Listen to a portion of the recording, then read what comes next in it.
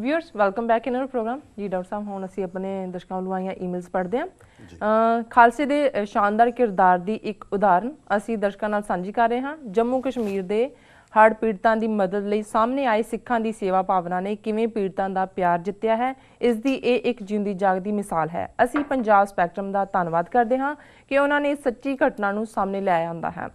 जम्मू कश्मीर च आए हड़ां ने किसी भी धर्म के लोगों को नहीं बख्शिया ते सरकारां वालों कीता गया वितकरा साफ दिखाई दिंदा है। भावें कश्मीर विच बहुत गिनती मुसलमान तुसीं पढ़ोगे नाल दी नाल ये जिहड़ी कहानी दे रियल हीरो ने जी उन्हां दी पिक्चर भी स्क्रीन दे उत्ते होएगी, असीं दिखावांगे जी। सो असीं पंजाब स्पैक्ट्रम दा धन्नवाद करदे हां। पर ये बेशक साडे लई लिखत नहीं है, पर ये मेरे लई इन्ना टचिंग ये आर्टिकल सी और सिख किरदार ने जिस जिहड़ी है सेवा भावना दे नाल उत्थे किरदार अपना दिखाया सिख नौजवानों ने जी, आस्ट्रेलिया तो गए नौजवान ने जी मैं ये महसूस किया भी इन्हां नूं जिहड़ा ये साडा ड्यू देना बनदा है जी कि दुनिया दे सामने आए कि सचमुच सिख दा करैक्टर की है जी। वो डॉक्टर तुसीं साहब जिहड़ा पढ़ो इस असीं दिखा भी रहे हैं दर्शकों नूं जी स्क्रीन के उपर। ओके, भावें कश्मीर विच बहुत गिनती मुसलमान वीरां दी है, पर बहुत हिंदू परिवारां दा भी घर-बार परिवार बर्बाद हो चुका है। इन्हां हिंदू परिवारां विचों एक गरिमा नामी गर्भवती भैन का भी घर-बार बर्बाद हो चुका है। गरिमा भैन सेहत खराब होने कारण सरकारी दरबारे सब पासे मदद की गुहार लाउंदी रही, ना सरकारां ने सार लई ते ना ही किसी भाईचारे ने। आखिरकार जब बीबी औखे समय गुरु घर पहुंची तो आस्ट्रेलियन सिख स्पोर्ट दे सिंह बिना देरी कीतियां बीबी नूं नेड़ले हॉस्पिटल लै गए।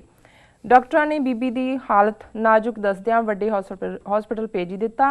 शेरे Kashmir institute of medical science hospital पहुंचदियां सार डॉक्टरां ने दस्सिया कि बीबी दे बच्चे नूं बचाया नहीं जा सकता, पर वो बीबी नूं बचाउण दी कोशिश करनगे। ਸਿੰਘਾਂ ने गुरु साहिबान अगे बच्चे ਅਤੇ बीबी नूं तंदुरुस्ती देण लई अरदास कीती।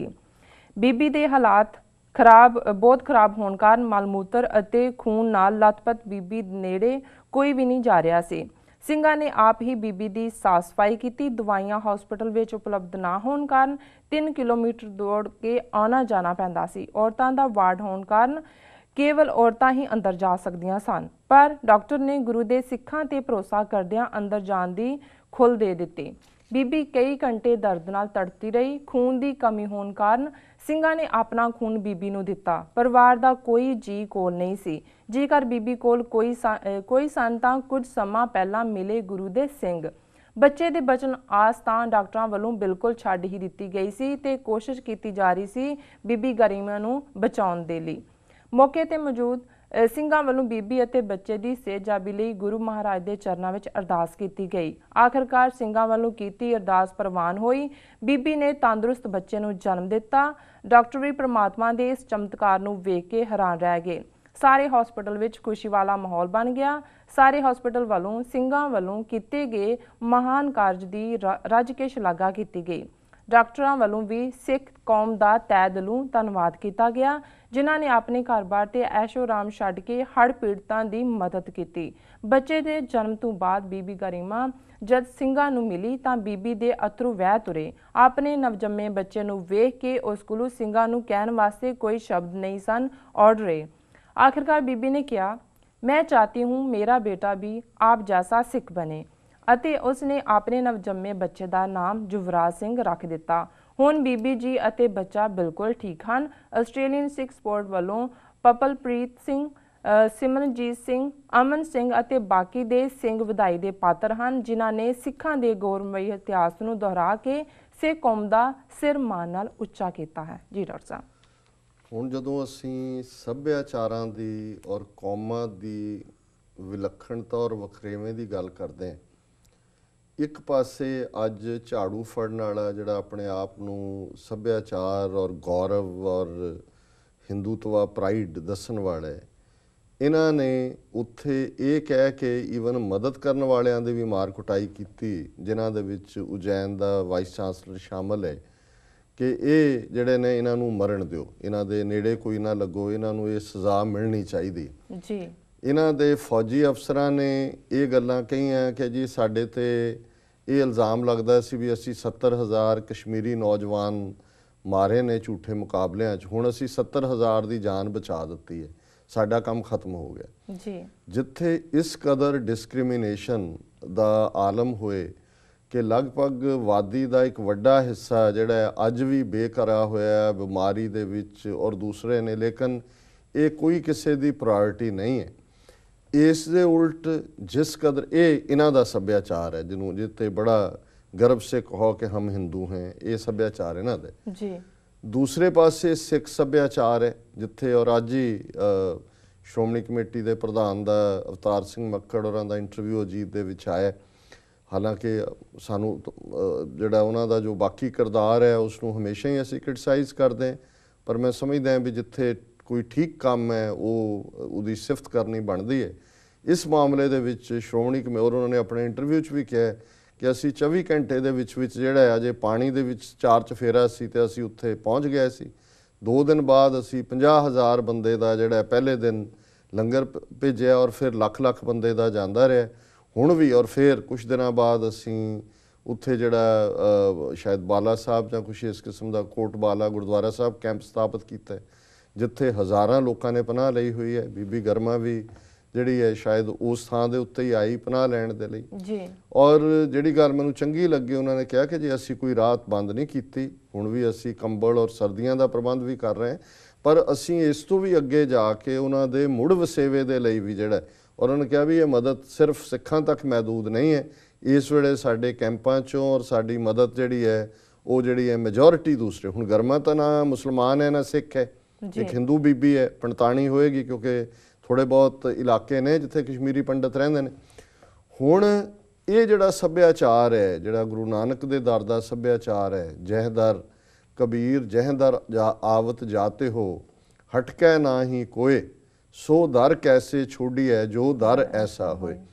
ਹੁਣ ਗੱਲ ਦੁਨੀਆ ਭਰ ਦੇ ਸਿੱਖਾਂ ਦੀ, ਯੂਨਾਈਟਿਡ ਸਿੱਖਸ ਹੋਏ, ਖਾਲਸਾ ਏਡ ਹੋਏ, ਔਰ ਇਹ ਆਸਟ੍ਰੇਲੀਆ ਦੇ ਸਿੱਖ ਨੌਜਵਾਨ ਜਿਨ੍ਹਾਂ ਦੇ ਇਸ ਕਿਰਦਾਰ ਨੇ, ਔਰ ਮੈਂ ਜਦੋਂ ਇਸ ਸਟੋਰੀ ਨੂੰ ਦੇਖਿਆ ਤੇ ਮੇਰੀਆਂ ਅੱਖਾਂ ਜਿਹੜੀਆਂ ਨੇ ਕਿੰਨੀ ਦੇਰ ਜਿਹੜੇ ਨੇ ਹੰਝੂ ਉਹਦੇ 'ਚੋਂ ਵਗਦੇ ਰਹੇ, ਜਿਹੜੇ ਮਾਣ ਦੇ ਹੰਝੂ ਵੀ ਸੀ ਔਰ ਆਪਣੇ ਕੌਮ ਆਪਣੇ ਗੁਰੂ ਦੇ ਪਿਆਰ ਦੇ ਹੰਝੂ ਵੀ ਸੀ ਕਿ ਜਿਹੜਾ ਗੁਰੂ ਨੇ ਸਾਨੂੰ ਸਰਬੱਤ ਦਾ ਭਲਾ ਸਿਖਾਇਆ।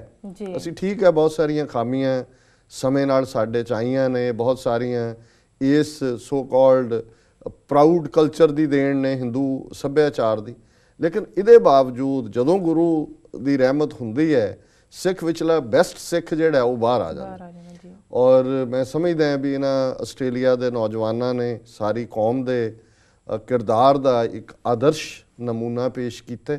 ਔਰ ਇਸ ਬੱਚੇ ਯੁਵਰਾਜ ਸਿੰਘ ਜਿਸ ਨੂੰ ਇਸ ਲਿਖਤ ਦੇ ਮੁਤਾਬਕ ਈਵਨ ਡਾਕਟਰਸ ਦਾ ਵੀ ਇਹ ਕਨਕਲੂਜਨ ਸੀ ਕਿ ਮਾਂ ਜਾਂ ਬੱਚੇ ਦੋਨਾਂ 'ਚੋਂ ਜਾਨ ਬਚਾਈ ਜਾ ਸਕਦੀ ਹੈ। ਔਰ ਜਿਹੜੀ ਇਹਦੇ 'ਚ ਇੱਕ ਗੱਲ ਸਟ੍ਰੈਸ ਕੀਤੀ ਹੈ ਕਿ ਉਹਨਾਂ ਨੇ ਗੁਰੂ ਚਰਨਾਂ 'ਚ ਅਰਦਾਸ ਕੀਤੀ। ਜਦੋਂ ਅਸੀਂ ਅਰਦਾਸ ਦੀ ਗੱਲ ਕਰਦੇ ਹਾਂ ਤਾਂ ਫਿਰ ਇਹੀ ਅਕਾਲ ਪੁਰਖ ਦੀ ਰਹਿਮਤ ਹੁੰਦੀ ਹੈ। ਅਰਦਾਸ ਰਿਜ਼ੋਲਵ ਹੁੰਦਾ ਹੈ, ਅਰਦਾਸ ਅਕਾਲ ਪੁਰਖ ਦੇ ਅੱਗੇ ਇੱਕ ਬੇਨਤੀ ਹੁੰਦੀ ਹੈ। ਪਰ ਇਹ ਯੁਵਰਾਜ ਸਿੰਘ ਮੈਂ ਸਮਝਦਾ ਵੀ ਪੰਥ ਦਾ ਬੱਚਾ, ਜੇ ਮਾਂ ਨੇ ਇਹ ਮਹਿਸੂਸ ਕੀਤਾ ਕਿ ਵੀ ਮੈਂ ਕੀ ਥੈਂਕਫੁਲਨੈਸ ਦੇ ਸਕਦੀ ਹਾਂ, ਇਹ ਤਾਂ ਫਰਿਸ਼ਤੇ ਨੇ, ਔਰ ਜੇ ਮੇਰਾ ਬੱਚਾ, ਹਰ ਮਾਂ ਪਿਓ ਚਾਹੁੰਦੇ ਨੇ ਉਹਨਾਂ ਦੇ ਬੱਚੇ ਬਹੁਤ ਉੱਚਾ ਜਾਣ।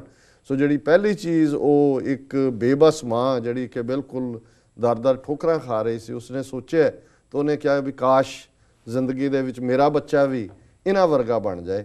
ਸੋ ਮੈਂ ਸਮਝਦਾ ਵੀ ਇਸ ਬੱਚੇ ਯੁਵਰਾਜ ਸਿੰਘ ਦੀ ਜਿਹੜੀ ਹੈ ਜ਼ਿੰਮੇਵਾਰੀ, ਕਿਉਂਕਿ ਉਹ ਮਾਂ ਬਿਲਕੁਲ ਬੇਸਹਾਰਾ, ਉਹਦੇ ਕੋਈ ਸਾਧਨ ਨਹੀਂ ਹੋਣਗੇ, ਇਸ ਗੱਲ ਨੂੰ ਯਕੀਨੀ ਬਣਾਇਆ ਜਾਏ ਕਿ ਉਸ ਮਾਂ ਨੂੰ ਚੰਗਾ ਰਹਿਣ ਦਾ ਪ੍ਰਬੰਧ ਕੀਤਾ ਜਾਏ ਔਰ ਬੱਚੇ ਨੂੰ ਜਿਹੜੀ ਹੈ ਪੂਰੀ ਐਜੂਕੇਸ਼ਨ ਔਰ ਹਰ ਹਵਾਲੇ ਨਾਲ ਜਿਹੜਾ ਉਹ ਇੱਕ ਚੰਗਾ ਸ਼ਹਿਰੀ ਬਣਾਉਣ ਦੇ ਲਈ ਜਿਹੜੇ ਨੇ ਉਹ ਐਫਰਟ ਕੀਤੇ ਜਾਣ।